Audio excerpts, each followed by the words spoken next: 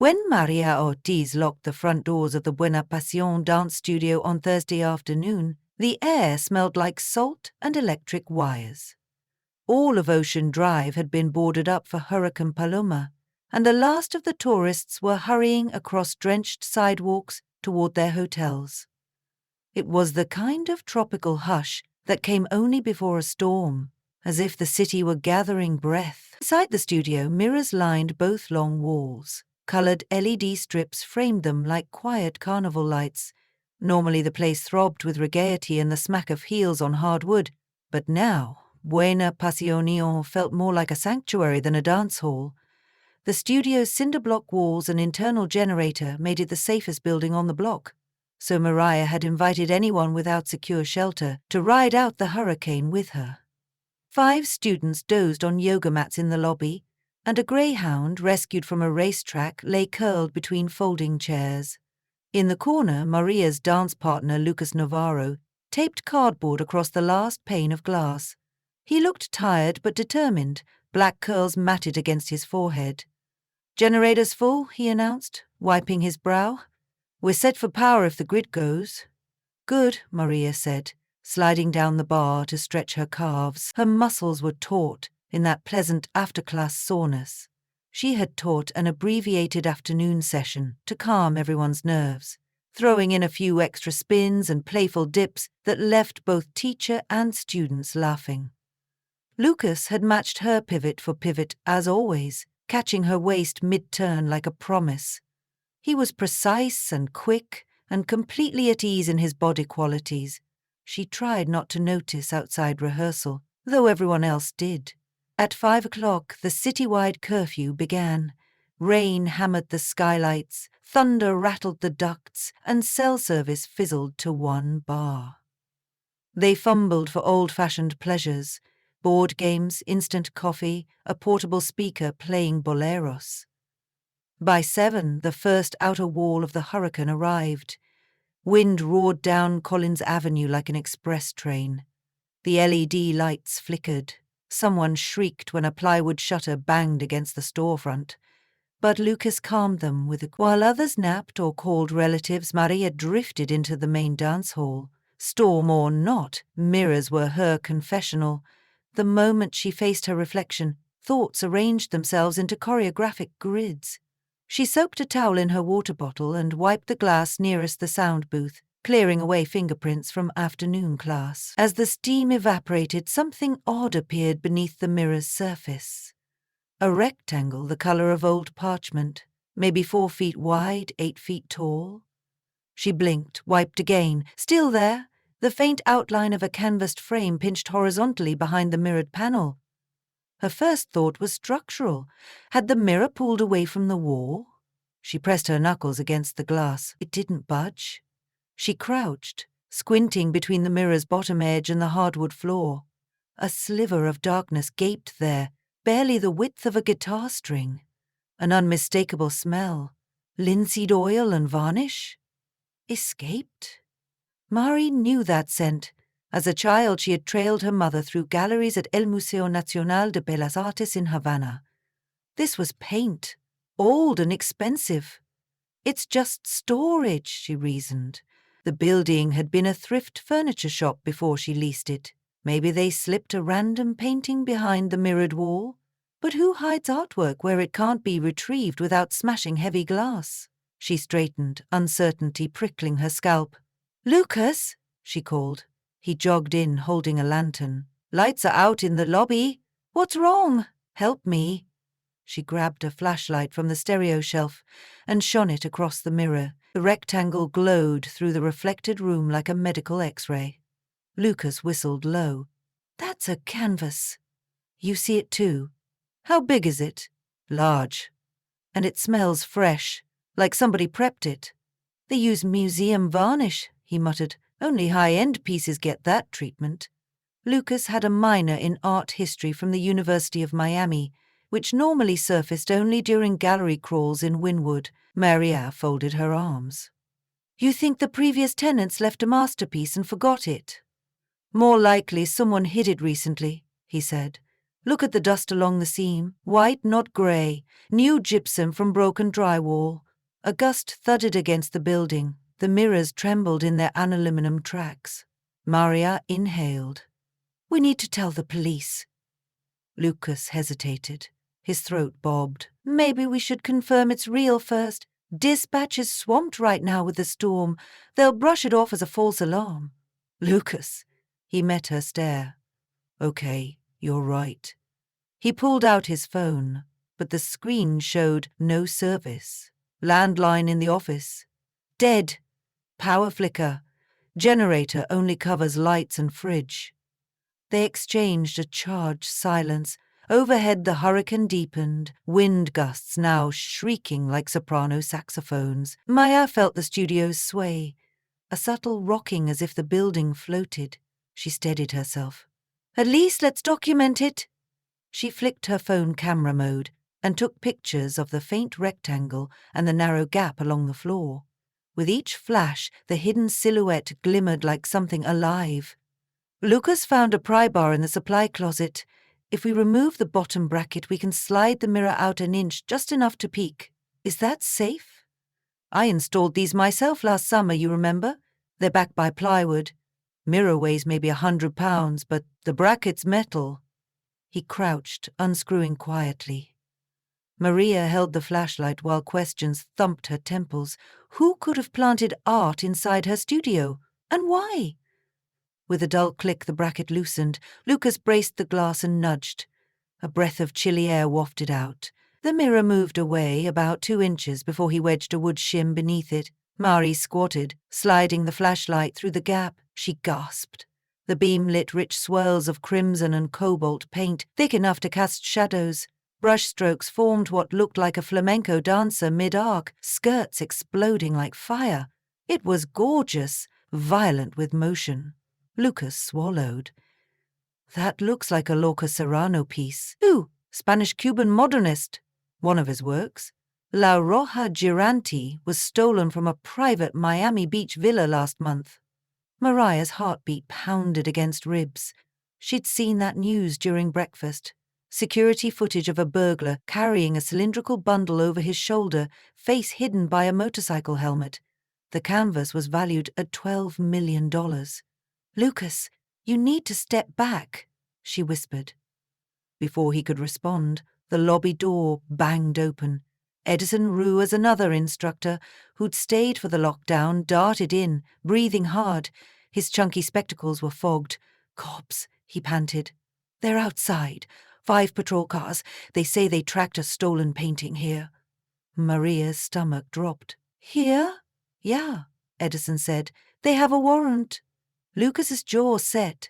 They can't know about this. We only just found it. How did they trace it? Maria murmured. Then her phone buzzed. Service had returned, long enough for a single text. Unknown. Step aside. He took what isn't his. The text drained her blood cold. Uniformed officers filled Buena Pasion minutes later, water dripping off ponchos onto the hardwood. Detective Sheila Moreno led them, petite but fierce. Curls pinned beneath a clear rain hood. Ms. Maria Ortiz, she flashed a badge. We received a tip that stolen artwork was stored on these premises. You are the owner? Yes, ma'am, Maria said, voice steely. We need to inspect the studio, Marino said. Is Lucas Navarro present? Lucas stepped forward calmly. I'm Lucas. What's this about? Marino regarded him sharply, then produced a printed still from a surveillance video. A figure in black motorcycle gear carrying a canvas tube. The helmet visor reflected a neon sign, Buena Pasion's flamingo logo. This capture came from a traffic camera 2 streets away the night of the theft, she said. The jacket's brand and build match one you purchased 3 months ago, Mr. Navarro. Maria felt the room tilt. Lucas's motorcycle jacket, sleek, black with silver piping, hung in the staff closet. He used it for his ride to Brickell. Lucas blinked. Lots of people own that model. Moreno lifted an evidence bag containing a glossy flyer. Buena Pasion's grand reopening announcement, dated 4 weeks earlier. "The thief dropped this near the villa wall," she said.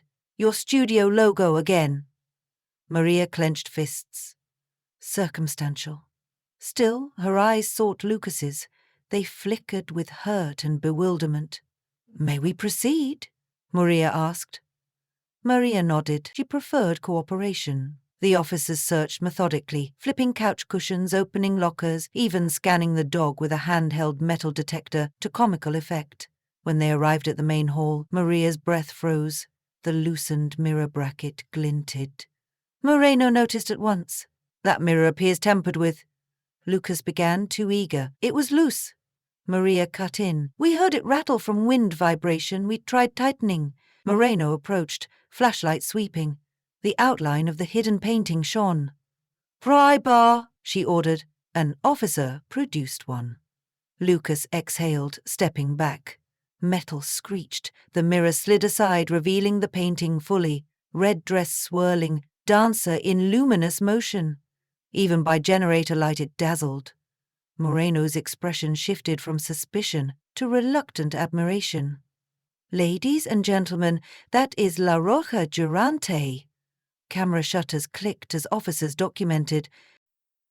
Moreno turned to Lucas. "Hands behind your back."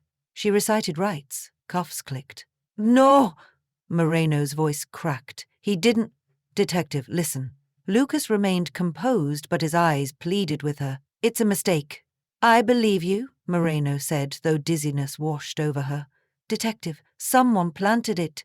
Look at the dust line, new, and the building was rekeyed after we signed the lease. That doesn't preclude employee involvement." Moreno answered. "We'll sort details downtown. Hurricane or not, theft doesn't stop. Officers, escort him." Maria watched helplessly as Lucas was led away, rain capes wrapping around them like dark wings. The studio door slammed, leaving only the howl of wind and the stunned faces of students who'd woken during the commotion. Edison removed his glasses, wiping them. "You think he did it?" he asked softly. Maria flashed him a glare. "Of course not." But doubt flickered inside, persistent as a strobe. She replayed memory reels. Lucas arriving early some mornings, staying late to repair floors, occasionally cancelling drinks because of errands. Could those errands have been scouting mansions to burglarize? Stop. She inhaled through her nose. She knew Lucas, his mother, worked 2 jobs in Little Havana. He mailed half his paycheck to her. He coached kids at the Y for free. He once wept when a student's grandmother died. That man wasn't an art thief. Maria gathered everyone in the lobby. "We're cutting rehearsal. The police will return for statements tomorrow. Get rest." Once mattresses were unrolled and lights dimmed, she retreated to the office, heart rattling like loose maracas. The text message from unknown tormented her. Step aside. He took what isn't his. Who had motive to frame Lucas? Moreover, how had police zeroed in on Bueno Pasion so quickly? Someone had alerted them. She opened the studio computer and searched for news. Cell service fluttered, but a page loaded. Stolen Serrano painting recovered amid hurricane. Comments flooded with speculation. One caught her eye from user Havanagh Host. Tip paid off, justice served, Havana Ghost.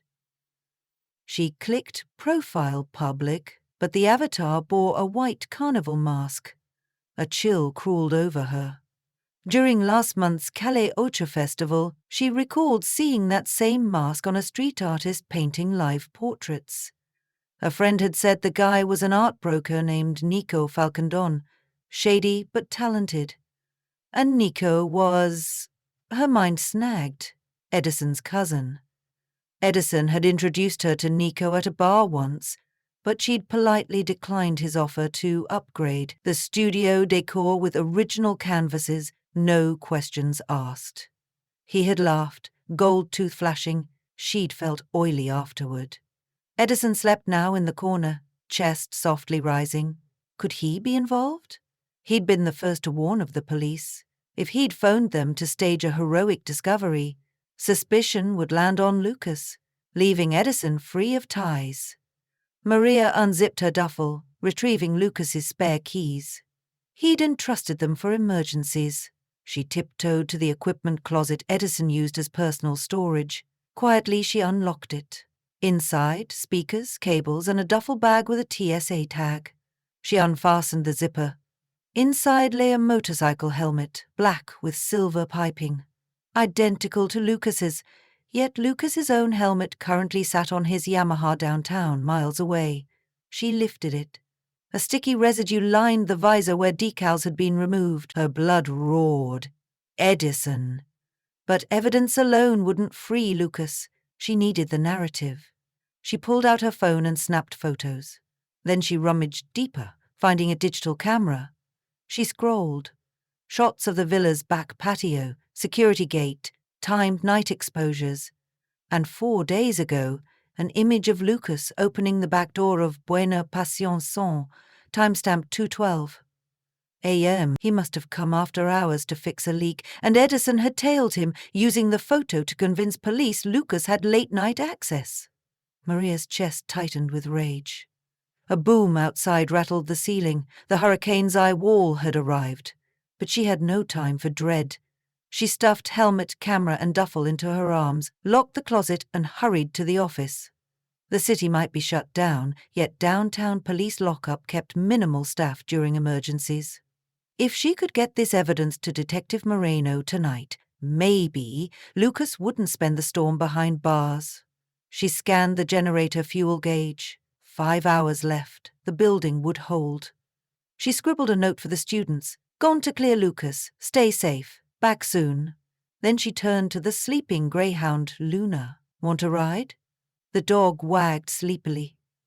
Maria chuckled. Setting down water and kibble, she hoisted an umbrella, though she doubted its chance. In the foyer, Edison stirred on his mat. My, he groaned. She froze. Go back to sleep.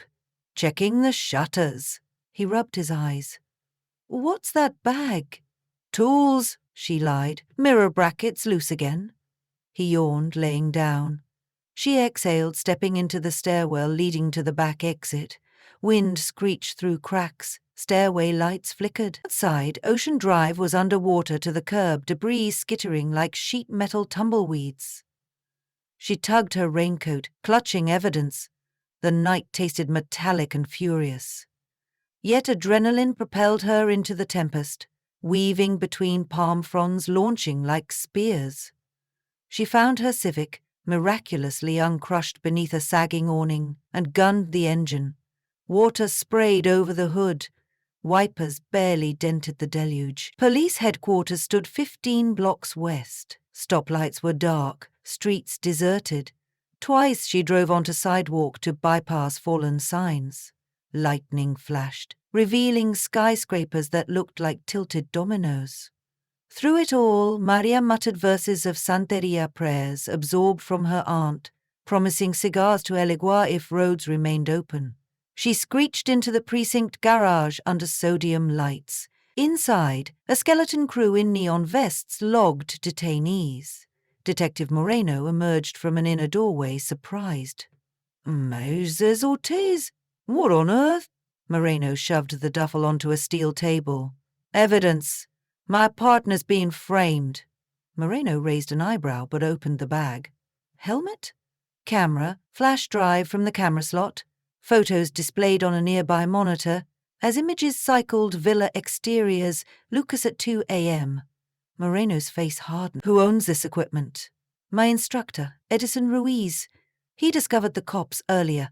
And Nico Falcazon, art dealer, is his cousin. Moreno's jaw flexed. Falcazon's on our radar, smuggling restitution pieces. She called out, Diaz, bring Navarro back. Another officer nodded. Minutes later, Lucas entered, cuffs removed, hair damp. When he saw Maria, relief flooded his gaze. You okay? She offered a tight smile. Better now. Moreno addressed them.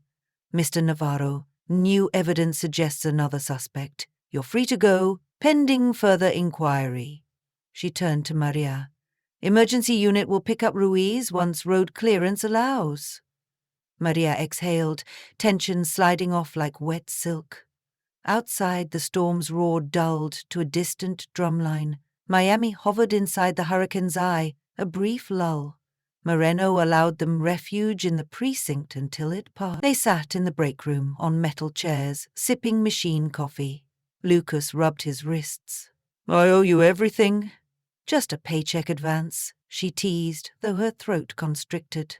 After a silence, she added, "Why were you at the studio at 2 a.m. Sunday?" He laughed softly. "I left my phone charger. Felt stupid, didn't tell you."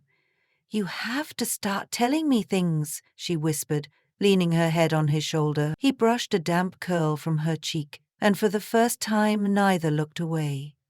Sunrise bloomed peach and lilac beyond hurricane clouds.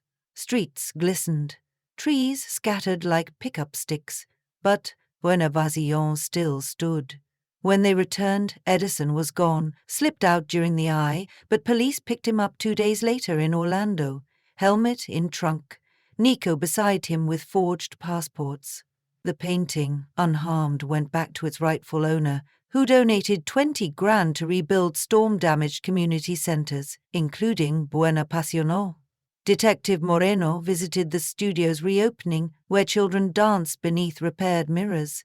She even accepted a free salsa lesson, laughing when she tripped. Later that night, after the students filed out, Maria and Lucas lingered in the empty hall. Outside, generators hummed from neighboring buildings, still waiting for full power. Lucas extended a hand. "Dance with me." "You're bruised," she protested. "Only my ego," he said. She placed her palm in his. He drew her close, and they began the basic step 1, 2, 3, breathing together. No music played, only the steady metronome of their hearts. Mirrors now reflected more than footwork, they reflected trust reclaimed. A partnership buoyed by storm wind. When Lucas spun her gently and pulled her back so she landed against his chest, Maria realized that her studio had never really been about walls or mirrors. Buena Pasion was about the space between two bodies where stories happened, where hurricanes might howl, paintings might vanish, and still rhythm endured.